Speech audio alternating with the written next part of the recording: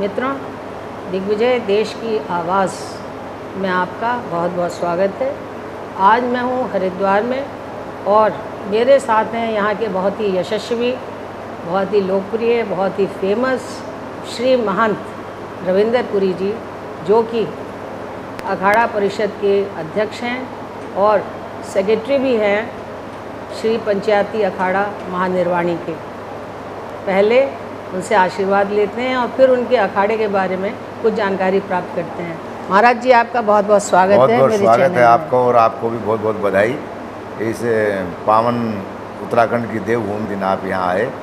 मैं भगवती गंगा से प्रार्थना करता हूँ कि आपके जीवन में और आपकी पूरी जो दिग्विजय अभियान आपने चलाया है धर्म का, उसकी पूरी टीम को खूब खूब शुभकामना, खूब खूब बधाई। राजा सगर के पुत्रों को जिस प्रकार भगवान कपिल महामुनि जी ने भस्म किया था जी, और उसके बाद उसी कुल में महर्षि भागीरथ पैदा हुए जी, जिनके अथक प्रयास और तप के द्वारा भगवती गंगा ने भगवान विष्णु से आज्ञा प्राप्त की कि मुझे आप मृत्युलोक में भेज रहे हैं इनके पुत्रों का जो मोक्ष प्राप्ति के लिए। जी। तो वही भगवान कपिल महामुनि भगवान गीता में कहते हैं, अश्वस्त्र वृक्षाणाम देव ऋषि नाम च नारदः गंधर्वा नाम चित्ररथो सिद्धा नाम कपिलो मुनि। संसार के सारे सिद्धों में मैं कपिल मुनि हूँ। तो श्री पंचायती अखाड़ा महानिर्वाणी देश के 10 नाम नागा सन्यासियों की एक प्राचीन संस्था है, जिसके इष्ट देवता भी भगवान कपिल महामुनि ही हैं, जो हमारे इष्ट हैं। और ये श्री पंचायती अखाड़ा महानिर्वाणी एक डेमोक्रेटिक व्यवस्था के अंतर्गत चलता है, जिसका प्रधान कार्यालय प्रयागराज, जिसका वर्तमान नाम है यानी इलाहाबाद, उत्तर प्रदेश में स्थित है। और भारत के विभिन्न राज्यों में इसकी शाखाएं हैं। धर्म कार्य, धर्म प्रचार, सनातन वैदिक धर्म की प्रचार प्रसार और अभिवृद्धि के लिए सन्यासी अपना दैनिक दिनचर्या का कर्म करते हैं। जिस प्रकार आज के समय में वैदिक संस्कृति को बढ़ावा देने के लिए वैदिक वेद विद्यालय, गौशालाएं और आज की जो शिक्षा पद्धति है उसके अनुसार बच्चों के लिए फ्री शिक्षा की व्यवस्थाएं, अन्नक्षेत्र आदि चलाने का काम महानिर्वाणी अखाड़ा करता है। महाराज जी, ये जो कार्यक्रम आपके हैं ये सिर्फ हरिद्वार या प्रयागराज में या अन्य ये भारत के लगभग 15 राज्यों में महानिर्वाणी अखाड़े की शाखाएं हैं। और सभी शाखाओं में जैसे हमारे यहाँ महंत तोतापुर जी महाराज हुए, उन्हीं के शिष्य रामकिशन पुरी, जिनको रामकिशन परमहंस कहा जाता है, उन्हीं के शिष्य विवेकानंद पुरी जी हुए। उन्होंने एक अलग से शाखा बनाई रामकिशन मिशन, जो आज भी अखाड़े की ही एक यूनिट है। इस प्रकार से भारत में ही नहीं अपितु विश्व के अनेकों देशों में महानिर्वाणी अखाड़े के सन्यासी आज वैदिक सनातन धर्म की पताका को फहरा रहे हैं, जिसमें न्यूयॉर्क हो या लंदन हो, यूरोप के अनेकों देश हैं, यहाँ तक कि गल्फ कंट्रीज़ में भी कुछ शाखाएं महानिर्वाणी अखाड़े के सन्यासियों ने स्थापित की हैं, अफ्रीकन देशों में, ऑस्ट्रेलिया में।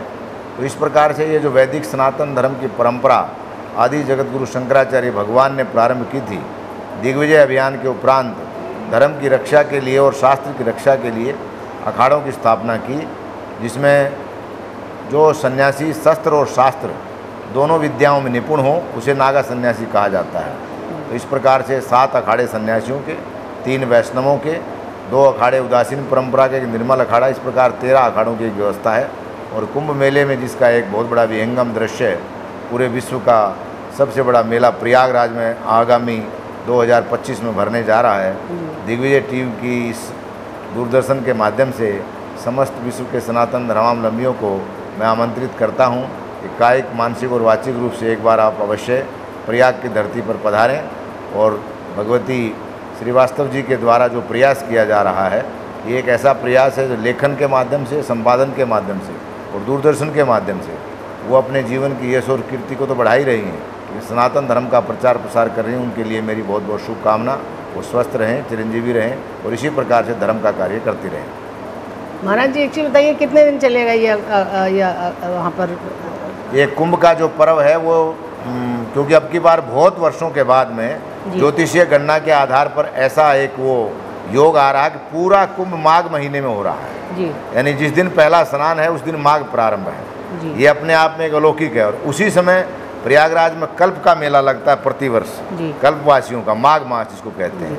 तो उसमें 3 स्नान हैं, 14 जनवरी जो मकर संक्रांति का, और 29 जनवरी मौनी अमावस्या, और फिर 3 फरवरी को जो है बसंत पंचमी का, और फिर पूर्णिमा का जो स्नान है। तो इस प्रकार से ये प्रयाग का जो कुंभ है ये 12 वर्ष के बाद आ रहा है, 2013 के बाद। तो ये एक सौभाग्यशाली और एक उत्तर प्रदेश बहुत बड़ा एक विशाल राज्य है जो दुनिया के 5वां 6ठे देश के बराबर उसकी जनसंख्या है, और एक सन्यासी वहाँ के मुख्यमंत्री हैं। ये हम साधुओं के लिए बड़े गौरव की बात है। उन्हीं के नेतृत्व में 2019 का अर्धकुंभ पूरा हुआ था योगी आदित्यनाथ जी के। तो भारत सरकार की तरफ से और राज्य सरकार की तरफ से जो अखाड़ों को आने वाले श्रद्धालुओं को, भक्तों को जो सुविधाएं प्रदान की गई वो अपने आप में अलौकिक थी। और मुझे आशा है कि आने वाला जो कुंभ है योगी जी के नेतृत्व में बहुत ही सुंदर और स्वच्छ होगा। इसमें स्वच्छता का योगी जी ने बड़ा ध्यान दिया। अनुशासन के साथ में धर्म के जो कर्मकांड के कार्य वहाँ होते हैं, यज्ञ हवन कथाएँ आदि, क्योंकि कुंभ शब्द का अर्थ ही होता है घड़ा, और कुंभ मेले का वास्तविक अर्थ है मंथन। जब हमने मंथन किया समुद्र का और उसमें अमृत और जहर दोनों निकले, उस अमृत के कलश को लेकर इंद्र के पुत्र जयंत ने भ्रमण किया। उस कलश से 4 जगह जो बूंदें गिरी, प्रथम उसमें हरिद्वार, प्रयागराज, त्र्यंबकेश्वर जहाँ गोदावरी नदी का उद्गम स्थल है, और क्षिप्रा नदी का तट अवंतिकापुरी, उज्जैन जो भगवान महाकालेश्वर की नगरी है। तो इस प्रकार से ग्रहों की गणना के आधार पर जब कुंभ राशि में सूर्य मकर राशि में रहते हैं और बृहस्पति जब वृषभ राशि में रहते हैं तब प्रयाग का कुंभ लगता है, और सिंह राशि में जब बृहस्पति रहते हैं तो उज्जैन का और नासिक का कुंभ लगता है, और बृहस्पति जब कुंभ राशि में रहते हैं तो हरिद्वार का कुंभ लगता है। तो ये ऋषियों की जो काल गणना है ये लाखों वर्षों से चली आ रही है और आगे भी चलती रहेगी। कुंभ अपने आप में एक ऐसा अलौकिक पर्व है जिसमें हमें सभी प्रकार के संतों के भक्तों के दर्शन होते हैं, और आपका ये चैनल जो काम कर रहा है वो बहुत ही बधाई का पात्र है। पूरी टीम को बहुत बहुत शुभकामना। मैं श्री पंचायती अखाड़ा महानिर्वाणी की समस्त कार्यकारिणी और अखिल भारतीय अखाड़ा परिषद के सभी 13 अखाड़ों के जो हमारे सन्यासी हैं सभी संप्रदाय के, उन सब की तरफ से आपको शुभकामना और बधाई देता हूँ। महाराज जी, एक आखिरी प्रश्न बता दीजिए कि जो महानिर्वाणी है इसका जो मतलब कि इसमें क्या क्या होता है? ये नागा में गिना जाता है? महानिर्वाणी ये जितने भी अखाड़े हैं सब में नागा सन्यासी होते हैं। तो अखाड़ों वो इन दिनों में कहाँ रहते हैं? अखाड़ों की जो वो भारत के विभिन्न भागों में कुटिया, आश्रम, मठ, मंदिर, जंगल में जहाँ जो ग्राम और नगर से थोड़ी दूर जगह पे है, सूक्ष्म रूप में वस्त्र धारण करके भस्म चढ़ा के धारण रखते हैं।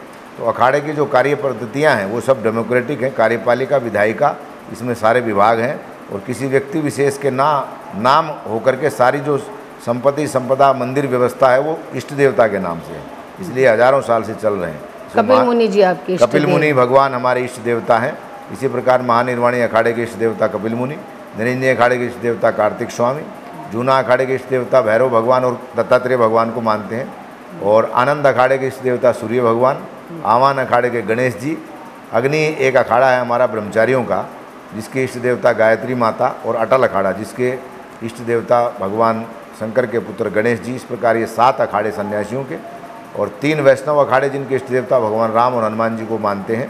इसी प्रकार 2 उदासीन अखाड़े हैं जिनके इष्ट देवता श्री चंद्र भगवान जो गुरु नानक देव जी के पुत्र थे, और एक निर्मल पंचायती अखाड़ा जो कालांतर में औरंगजेब के द्वारा जब हिंदुओं का धर्म परिवर्तन कराया जा रहा था, गुरु गोविंद सिंह जी ने एक खालसा पंथ की स्थापना की। तो उसमें जो सन्यासी थे उनके लिए एक निर्मल पंचायती अखाड़ा की स्थापना की, जिसमें हमारे यहाँ गुरु ग्रंथ साहब जी की पूजा होती है। जो संत हैं वो साथ में वैदिक परंपरा के अनुसार मूर्ति पूजा भी करते हैं और वेद पाठों का अध्ययन करते हैं। तो इस प्रकार से ये संपूर्ण भारतवर्षीय विश्व में कहीं भी कोई संत रहता है वो किसी न किसी अखाड़े से संबंधित है। महाराज जी, किन्नर अखाड़े को आप लोगों ने माना है कि नहीं? वो क्योंकि हमारे समाज का एक भाग है। अखाड़े की जो परंपराएं हैं उसके अनुसार जूना अखाड़े ने उनको स्नान की एक सुविधा दी है, और वो उनका अपना इंडिविजुअल विषय है। इस विषय में सभी अखाड़ों की अलग अलग राय हो सकती है। लोकतंत्र में सबको अपने विचार व्यक्त करने और अपनी सुविधा के अनुसार स्नान करने का, रहने का, खाने का सबको ढंग है, इसलिए उस विषय में मैं कोई टिप्पणी नहीं करना चाहता हूँ। महाराज जी, जो विदेश में आपके बहुत सारे धर्म स्थान हैं, तो वहाँ पे जो एक्टिविटीज़ होती हैं उनको देख के क्या लोकल लोग हमारे धर्म में आ रहे हैं? बिल्कुल बिल्कुल, हमारे यहाँ बहुत से महामंडलेश्वर हैं, जैसे महेश्वरानंद पुरी जी महाराज हैं, हरिश्चंद्र पुरी जी हैं, सत्यानंद गिरी जी हैं, जो यूरोप और अमेरिका में निवास करते हैं, वहाँ के सिटीजन हो गए हैं। तो वहाँ से उनके बहुत से फॉलोअर्स जो हैं, अंग्रेज लोगों ने वैदिक सनातन धर्म स्वीकार किया, विधिवत दीक्षा लिया, ऐसे हजारों की संख्या में, क्योंकि मूल रूप से वो सभी आर्य ही हैं। भगवान राम के जो पुत्र थे कुश, उनका वंश ही पूरा यूरोप है, शुद्ध आर्य जिसको हम कहते हैं। तो किसी न किसी रूप में संतों का आशीर्वाद और उनकी तपस्या, उनका भजन पुनः एक बार भारतीय संस्कृति को नई सीमा पर पहुंचाएगा, ऐसी मुझे आशा है। महाराज जी, क्या मोदी जी के आने से सनातन धर्म की में कुछ जागृति आई है? कुछ कोई शास्त्र कहता है यथा राजा तथा प्रजा। जब राजा जैसा होता है प्रजा की वैसी भावनाएं होती हैं। माननीय प्रधानमंत्री जी के पिछले 10 वर्ष और ये नई जो पारी उनकी प्रारंभ हुई है, इसमें काफ़ी कुछ काम सनातन धर्म के स्थानों का जीर्णोद्धार हो, सनातन धर्म का प्रचार प्रसार हो, और उनका जो व्यक्तिगत सनातन धर्म के प्रति जो भावना है, जैसे भगवान केदारनाथ का उन्होंने रीडेवलपमेंट किया और भगवान विश्वनाथ का कॉरिडोर बना, मंदिर का नया निर्माण हुआ, ये ऐतिहासिक काम था, इतना आसान नहीं था। जैसे हमारे यहाँ महाकाल मंदिर का हुआ, विंध्याचली देवी का हुआ। तो राजा जब भी कोई डिसीजन लेता है तो जनता का उस पर प्रभाव पड़ता है, और माननीय प्रधानमंत्री जी की निजी जो श्रद्धा है वो धर्म के प्रति बहुत अच्छी, और मैं आशा करता हूँ भगवान शिव से कि उनको किसी प्रकार की मानसिक शारीरिक त्रुटि ना हो। इसी प्रकार सनातन वैदिक धर्म को नम्रतापूर्वक वो आगे बढ़ाते रहें। इन्हीं शुभकामनाओं के साथ उत्तर प्रदेश के माननीय मुख्यमंत्री योगी आदित्यनाथ जी और हमारे उत्तराखंड के मुख्यमंत्री पूजनीय आदरणीय पुष्कर सिंह धामी जी और आदरणीय प्रधानमंत्री जी को आपके इस चैनल के माध्यम से आने वाले कुंभ के लिए बहुत बहुत शुभकामना। इसके ऊपर समस्त सनातन धर्मावलंबियों को बहुत बहुत बधाई, बहुत बहुत शुभकामना। जय गंगा मैया। महाराज जी, क्या हिंदू जाग रहा है इस एरा में? हिंदू कभी सोया नहीं, हिंदू कभी सोया नहीं। कुछ लोग इस प्रकार की भाषा बोलते हैं। हजारों लाखों साल से जब से सूर्य उदय हुआ है तब से सनातन चल रहा है। जब तक सूर्य रहेगा सनातन रहेगा। 200-400 साल मुसलमानों का राज रहा, 100-150 साल अंग्रेज़ों का राज रहा, तभी हिंदू खत्म नहीं हुआ, ना कभी ख़त्म होगा। ये कुछ भ्रांतियाँ हैं समाज में, नपुंसकता, इस प्रकार के विचार उनको व्यक्त करना नहीं चाहिए। दुनिया के 180 देशों में सनातन हिंदू वैदिक धर्म को मानने वाले लोग रहते हैं और दिन प्रतिदिन उसमें बढ़ोतरी होगी। जी, थैंक यू, बहुत बहुत धन्यवाद, आभार। मित्रों, ये हैं श्री महंत रविंदर पुरी जी। इनकी विद्वतापूर्ण बातें तो आपको सुनने को मिली ही। इनकी एक पहचान ये भी है कि बहुत स्माइलिंग है। कोई कितना भी टेंस हो, इनसे मिलके एकदम शांत हो जाता है, और बहुत धार्मिक कार्यों में अग्रणी रहते हैं। जब कहीं मुसीबत होती है तो इनका भंडारा लंगर चालू हो जाता है। और ये मेरी जानकारी में आया ऐसा यहाँ पर कि बहुत दिनों तक इन्होंने जल का वितरण किया, भोजन का वितरण किया, कोरोना में भी मदद की। तो ये एक ऐसा अखाड़ा है जो जन जीवन से अंदर तक जुड़ा हुआ है। तो आज के लिए बस इतना ही। मिलते हैं फिर एक और नई शख्सियत के साथ। तब तक के लिए कैमरामैन सुनील गौतम के साथ मधु श्रीवास्तव का बहुत नमस्कार। नमस्कार महाराज। नमस्कार। इस वीडियो को लाइक करें, हमारे चैनल को सब्सक्राइब कर बेल आइकन ज़रूर प्रेस करें न्यू नोटिफिकेशन सबसे पहले पाने के लिए।